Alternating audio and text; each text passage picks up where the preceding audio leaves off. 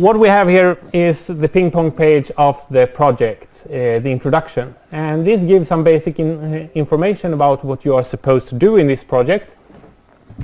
But what we will focus on today to get quickly started is the README file. This is something that we have built with a few of the hints that you need to know. Some prerequisites saying that you need the virtual machine for the BitCraze Crazyflie and a link to that.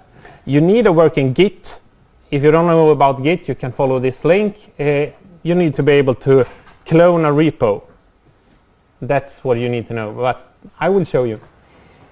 Also, you will use MATLAB and code generation and Simulink and Simscape, a lot of packages. If you install MATLAB 2016b with default packages, everything should work out of the box. So no major problem with that one. Apart from when we, in the later weeks, start using breach scripts. This is with the specifications and temporal logic, week 5. Until then, everything should work out of the box. Then you would need some easy configurations. Okay. What about 17.8? That works as well. We will not specifically support it. Our files will be for 2016. If you open anything in 2017, someone in 2016 will not be able to open it again. So if you use a newer version, you will need to export to an old version of MATLAB, and that works. U1 is actually working with that version, so it should work. No problem. Everything starts here. So this is the repo that we have prepared for you. For you who don't know what this is, it's a repository on Git, including all the files that we need. You run the command specified in the README. It looks like this, and you place it somewhere where you think it's good, or not. It's always like that. Oh yeah, you can't copy paste from a PDF, right?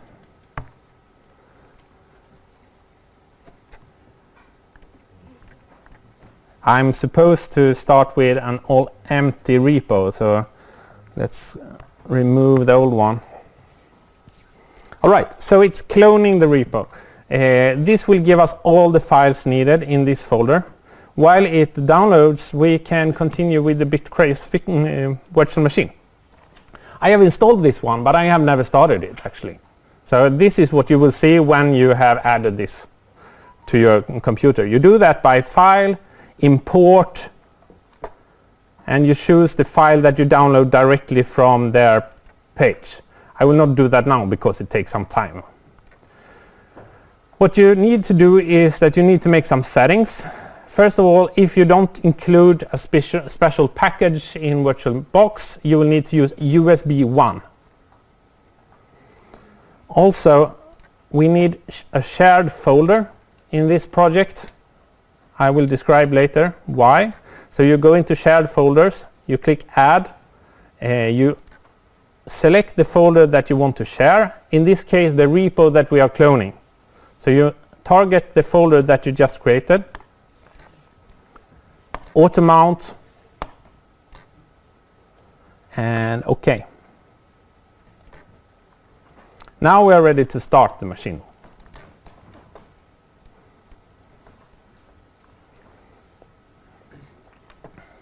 This also takes some time, so let's go back. The repo is ready. This is the file that we have downloaded and the folder that we have downloaded. It includes two parts. First of all, you have the Crazyflie client's Python. This is just dependencies. This is something we don't need to care about. We just need it in order for everything to work. What we will work with is the Crazyflie firmware. This is custom built for this project specifically. If you go into this one, you have all the files provided by BitCraze, but we have made a lot of modifications. That's why we provide a folder by ourselves. What you need to care about most is two parts. First of all, the make file, I will show you this later, but this is used in order to to compile the code and send it to the Crazyflie. And the Simulink model folder. This is where we have provided Simulink models. You have a few of them actually. We have a closed loop system, an open loop system, we have a controller and some scripts. Let's go to MATLAB and check that out. Remember that everything will be on video, so you will be able to go back and see everything you missed in the presentation.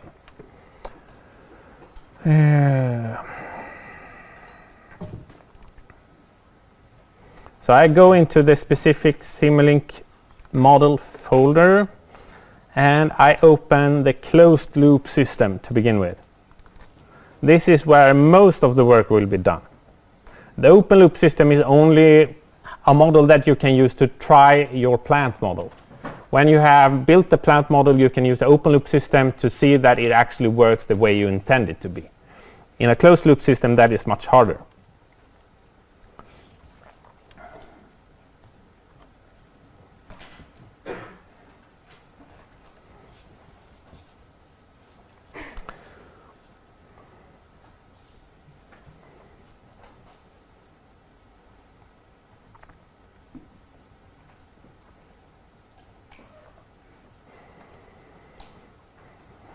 This computer is not so fast, so when we have everything running at the same time and screen recording, Simulink takes a while. Bear with it. Alright, so we have prepared a big closed loop system. Starting from the left, we have a reference generator. This is something very basic where we can generate reference signals. First of all, we have from breach. This is not something you need to care about at the moment. This is also part of week 5 with specifications. Constants, on the other hand, this is, you can send in constant reference signals in order to try different behavior. If you follow the link, you can see in the controller, the big block, that the reference signals is the base thrust in order to send some thrust to the quadrotor. This is something that you, with the real quadrotor, will be able to send with the smartphone app. So you have the base thrust, you have a reference signal for the roll angle, you have a reference signal for the pitch angle, and you have a reference signal for the yaw rate. So not the yaw angle, because we can't really measure that, but we can measure the yaw rate. So how fast should it rotate? That's the reference signal we have to work with. Into the controller we also have the sensor data. So we have an accelerometer and we have a gyro. And from what I understand, you know all about that after Knut's lecture today.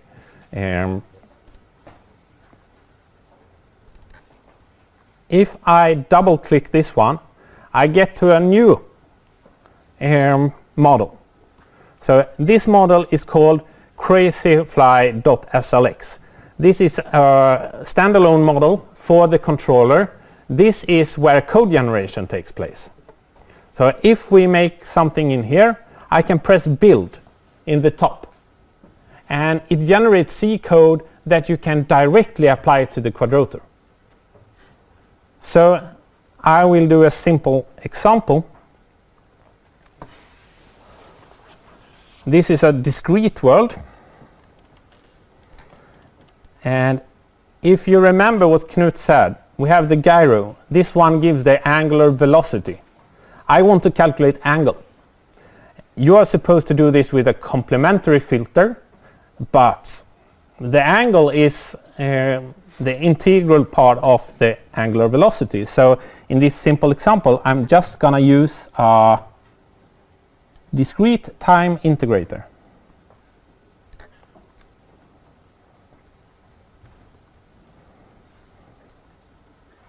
And I'm only going to care about the roll angle, the angle around the x-axis. So out from this one I have roll angle.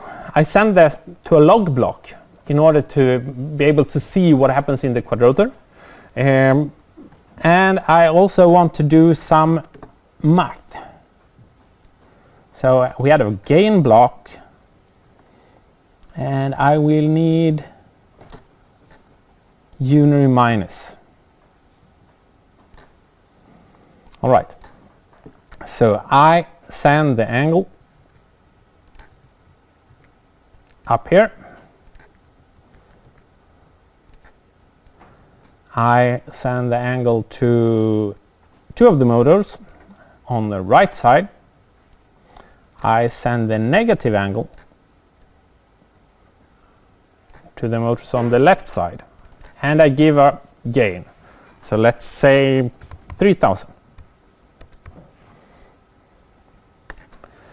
What this is the real motor signals given in an unsigned integer, 16 bits, which means that the maximum value, the minimum value is 0 since it's unsigned, the maximum value is 65,000. And if you give maximum thrust, it's approximated to have 60 grams of lift force. So this is something you need to model in your controller later on. I just set it to 3000 now for the gain, but this will be part of the model. All right, so I've built something that where I take the angle. So let's say that I roll this way. I get a positive angle. What I do is that I apply a thrust to this side, trying to compensate for that angle. If I get an angle on that side, I will apply a thrust on that side. So this is the simplest roll controller with a only P part, only proportional part. This is not enough for the course. All right, so I want to make some C code out of this, so I press the build.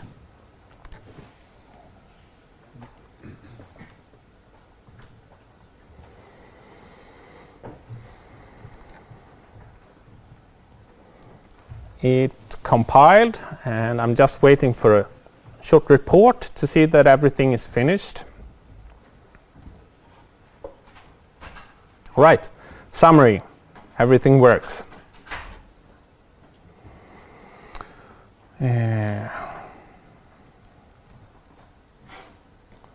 Let's close this one again. So this was the controller block. Now we're sending a motor signal over to the quadrotor plant. We calculate the thrust. Since this is a simulation, I need to convert from the unsigned integer to a thrust. And into the plant model, we send Newton. So how many Newton does each motor provide upwards? That's the signal to the plant model. The plant model is something that you will build in Simscape. What you will do is that if I double click this one,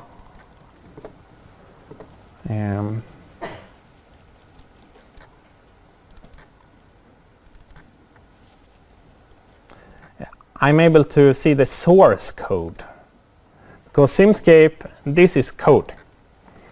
So here you have input variables, output variables, you have some parameters,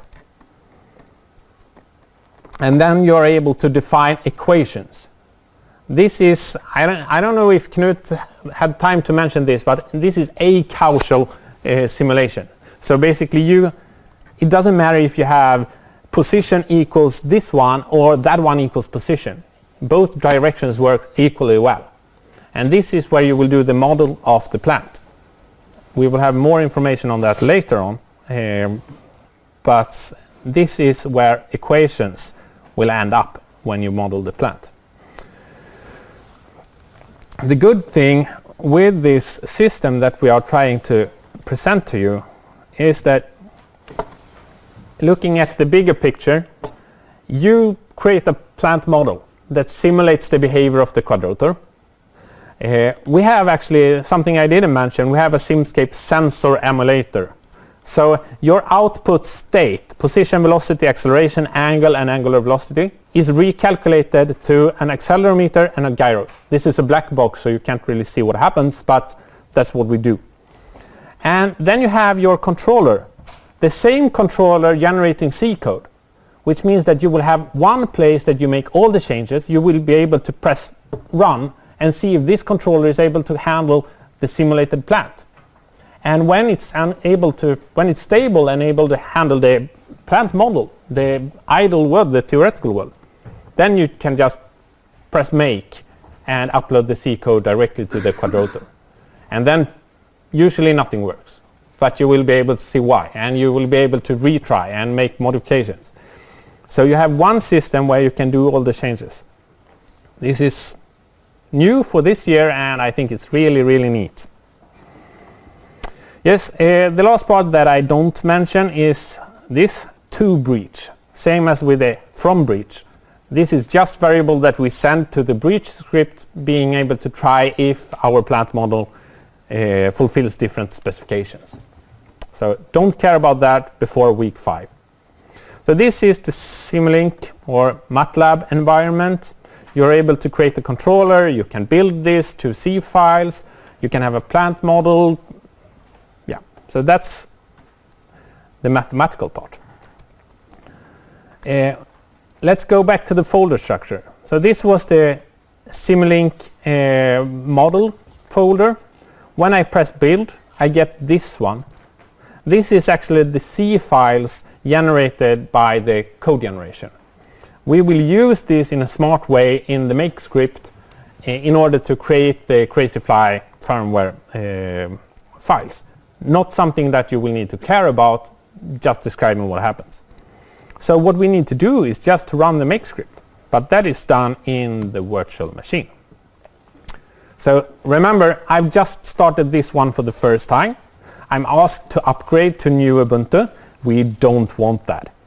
Don't upgrade. It's very hard to make anything work if you upgrade now. So use the old version, since all the applications are made for that one.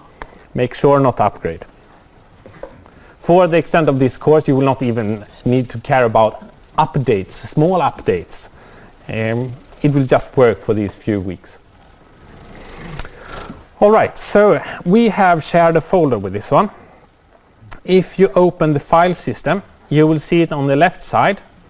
If you press that one, you're not able to see the folder. This is a problem with the BitCraze virtual machine. The reason is that VirtualBox uses something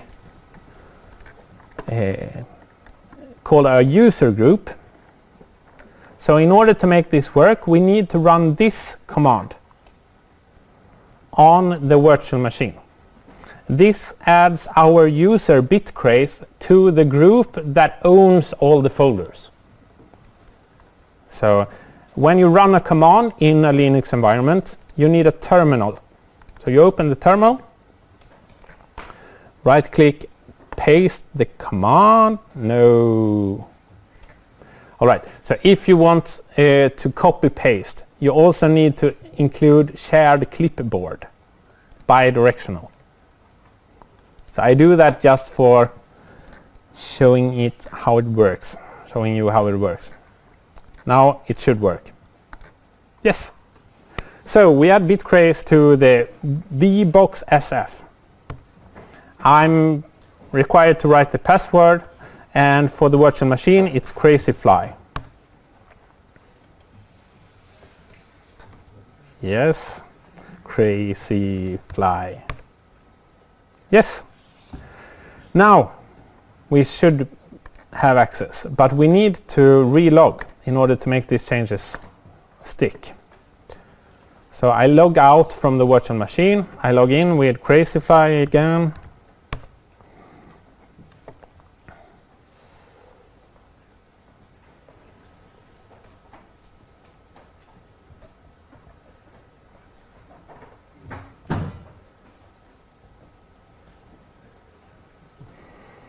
Open the file system. Folder is now accessible. It's the same folder as we were building stuff into. So we have the same files in the virtual machine. This is the reason why we have the shared folder. So we work with MATLAB in our host operating system. Background information is that's because we need a 64-bit operating system. Crazyflie uses only a 32-bit operating system, so we couldn't use the same system. So we use MATLAB in our host system. We share the same folder, which means that when we build something in MATLAB, we are able to just go into the virtual machine and have the same files here. Everything with the push of a button. All right. Now we need to build this system. I told you previously that we have the make file. This is directly in the shared folder and then Crazyflie firmware. We have make file. And make file, you run this one in a terminal. Simplest way is to just right click next to the make file and open terminal here. And what you do is that you write make.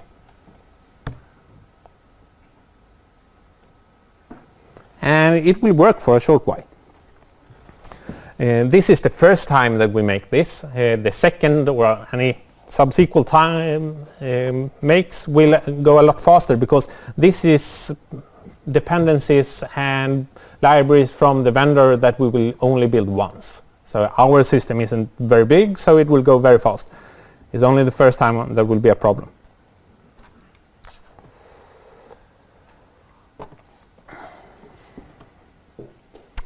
I can show you, the next part will be sending the code to the quadrotor. And when doing that, you need to set this one in bootload mode. You have, at one side, you have the small start button. You hold this one pressed, not like that. You hold it pressed until it starts to blink. Then you can let it go, and you know that it's in bootload when it blinks like this. Then it's ready to, it listens for the code from the computer. So this is what you look for when you upload code.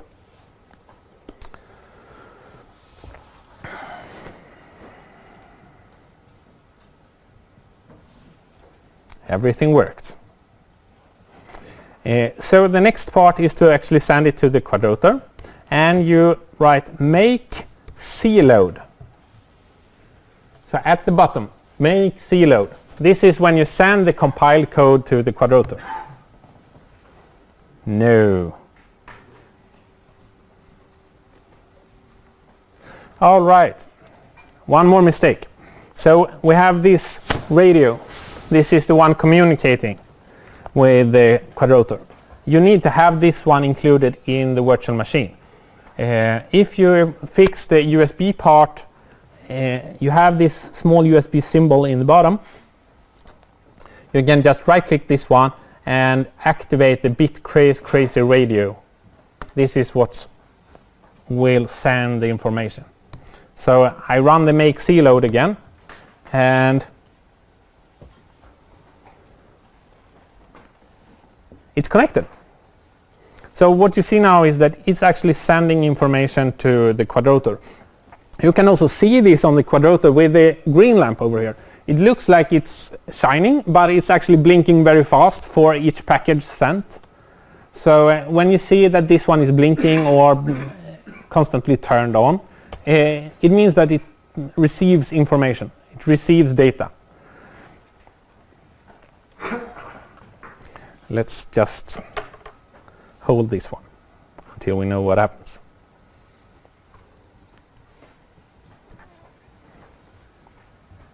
It's always good to keep a tight hold on the quadrotor when sending new programs.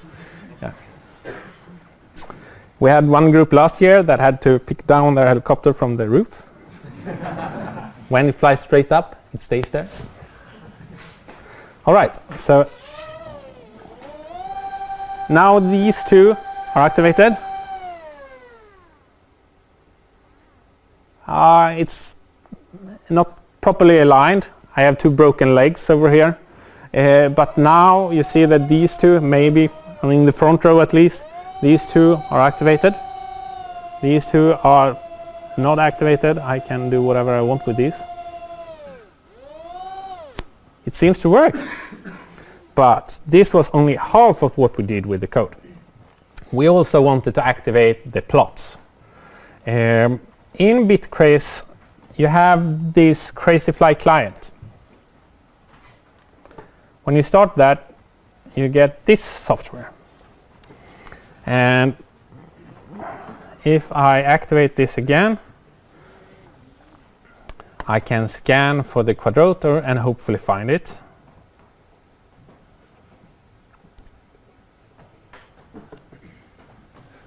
It will be some problems. I don't know how we would solve this yet. We've been talking about a few different alternatives, but it will be some problems when you work many groups close by, because you might accidentally connect someone else. Yeah. So make sure that you're controlling your rotor before you apply thrust. Yes, so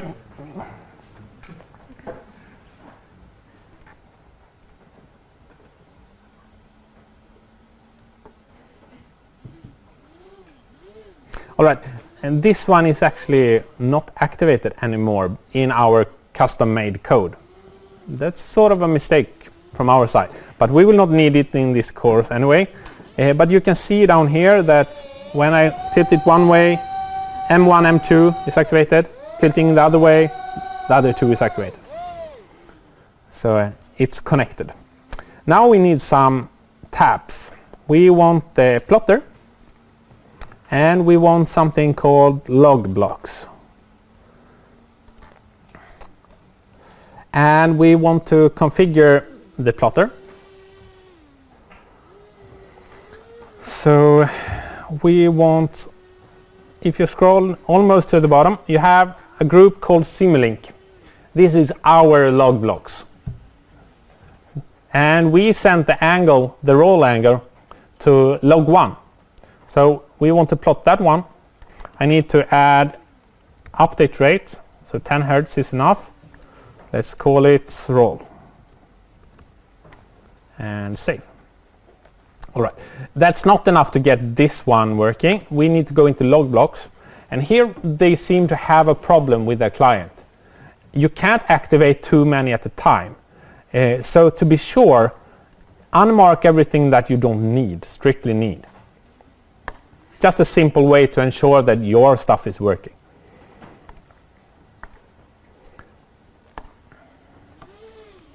So let's see if I can make this.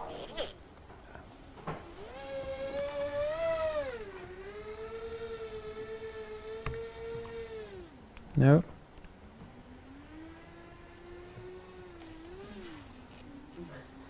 Not the way I wanted. We don't take any responsibility for this client.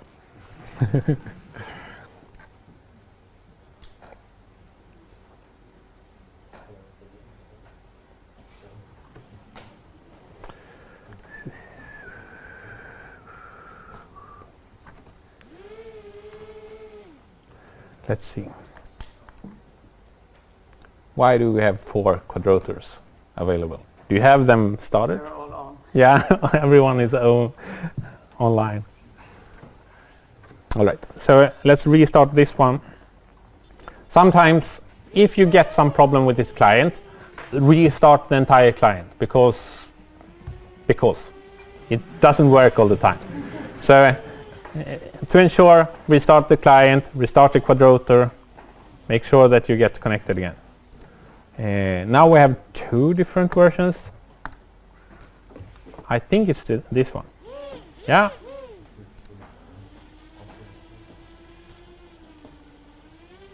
It's something slightly strange with this one.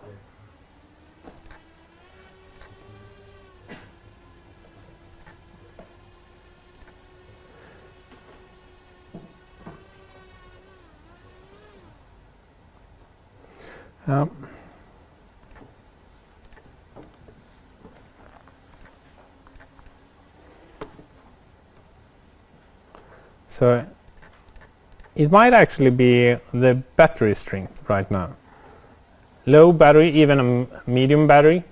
When I have the motors running at the same time, it drags the battery voltage down, which means that the EMU or the CPU might be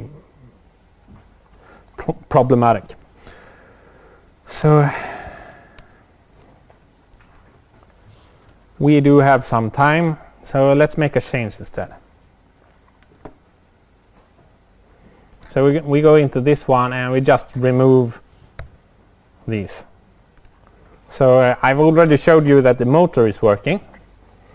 In your case, I suggest that you always have this fully charged. That's also a lot easier with the equations, since you saw these plots that I think Knut showed the plots with the PWM versus thrusts. Yeah, they are basically mapping voltage to thrust. And if you don't know what kind of voltage you have in the battery, that is a problem. But if you can assume that you are close to full battery, then you know the voltage. So, yep. What battery life can we expect? I don't want to tell you that, actually. It's not long. Not long at all. I mean, the reason why I don't want to say is because we have a few different versions of the quadrotors. A few of them is maybe 2 years old already. So it depends a lot. But a few minutes. Most of the experiments I usually do connected with a cable, and just to try different scenarios or things like that. It's just when you want to fly free that you disconnect. So this one compiled.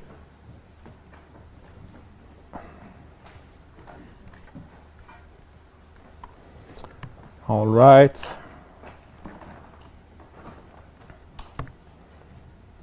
We make again.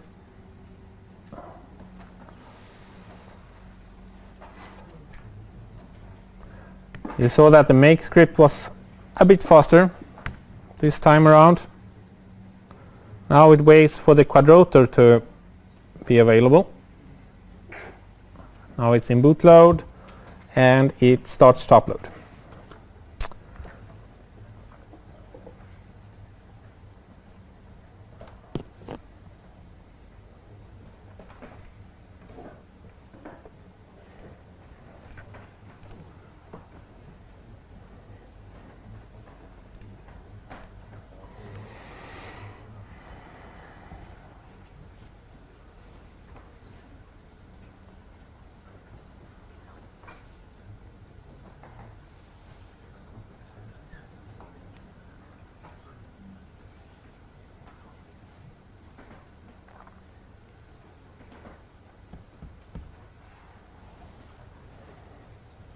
If everything worked, it should not activate the motors any longer. It seemed to work. So we have new code on the quadrotor.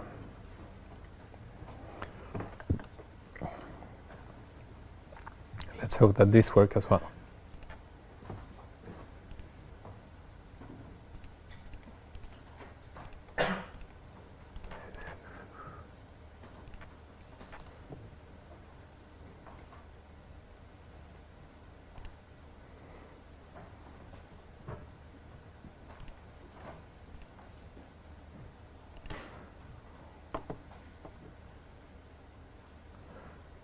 Does not.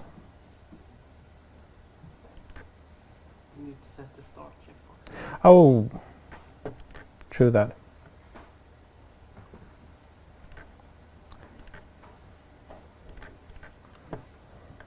It loses connection all the time.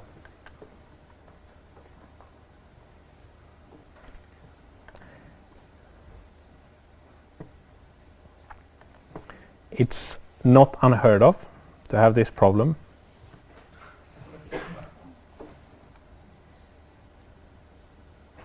I don't remember the usual fix for this one.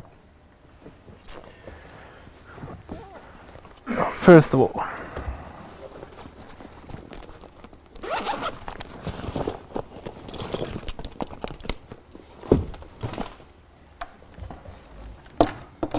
let's eliminate the battery problem.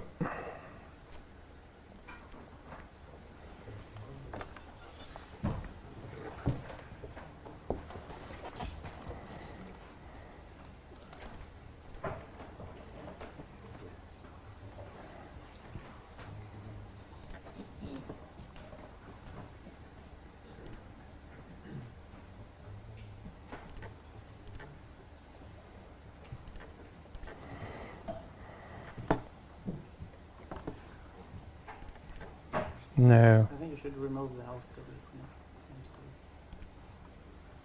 Go on your conversation.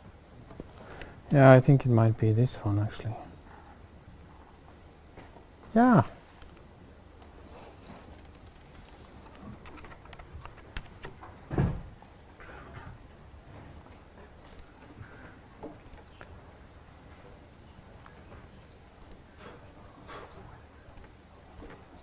So if you have this kind of problem, you come and visit us at our office and we will see what we can do. Of course, try to fix it every way you can, just as I do, but it might be that we need to replace some part or test if your radio, Crazyflie radio is not working properly, so on and so forth.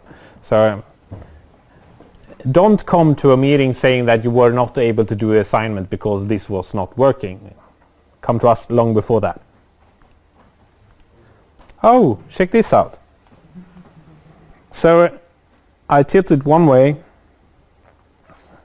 and I have something sort of 45 degrees. No.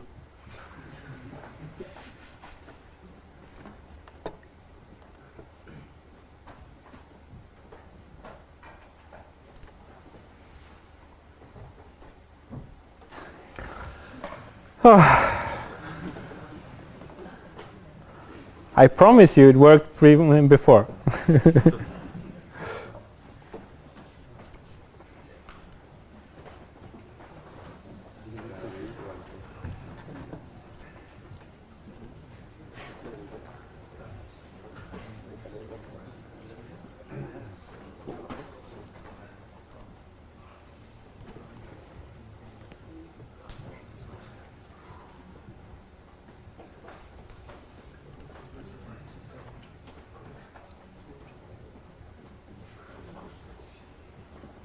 No.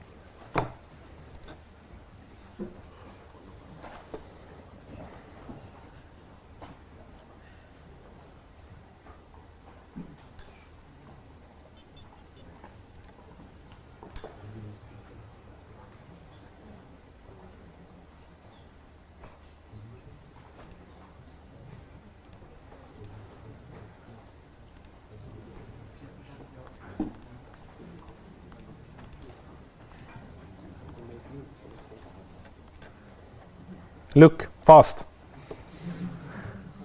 Yeah. Oh, all right. So I have been able to show you all the steps you need to take. It should work. It has worked all the time I've tried so far. So this happening really embarrassing, but it should not affect most of you. What I wanted to show you is basically that let's quickly go back to the ping pong page. We have this project meeting 1 in a week from now.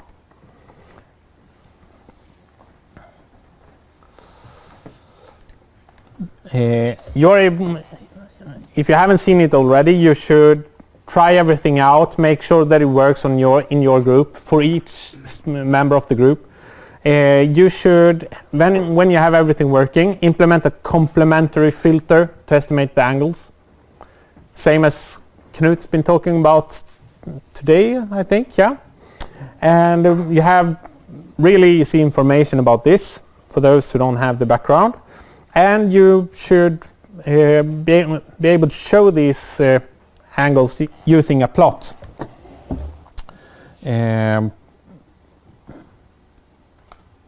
using the plotting tool available in Crazyflie client. We want this for next week. We expect that everyone has it working on their computer, but you will only need to show it on one group member's computer. We want to see it because this is the way to debug your controller eventually. So when you want to see that the directions actually works as intended, you need to be able to plot it. To have this simple feedback with motors running this way or that way, I mean, they are running at several thousand RPM.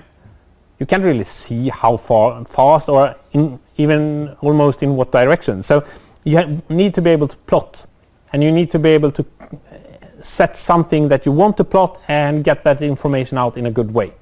So that's why we want this. And this is the way to do it.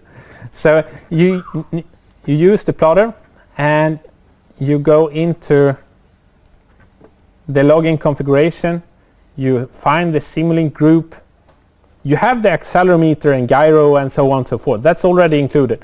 But what we include is the Simulink logs that you can configure yourself. And when you add that one, you're able to activate it in the log blocks, and then you can plot it in the plotter. So that's the final part. Yep. Is there a way to export the data Yes. besides from screen? They have some, but as you can expect, not everything works properly all the time.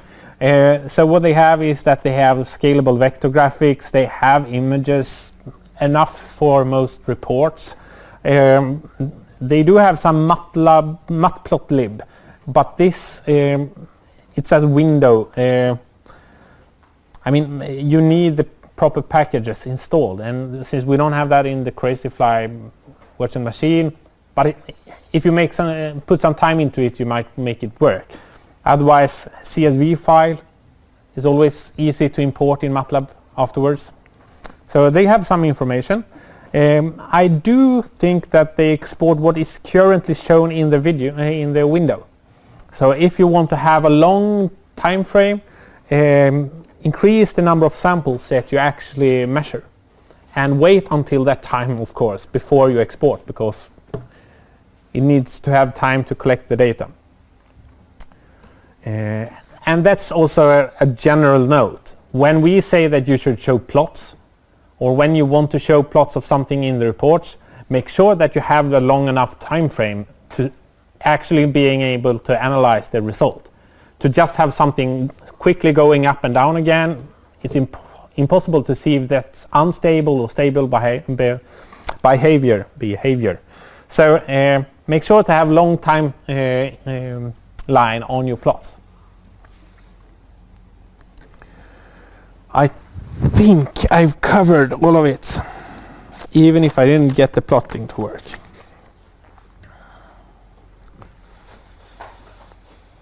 Yes, I did.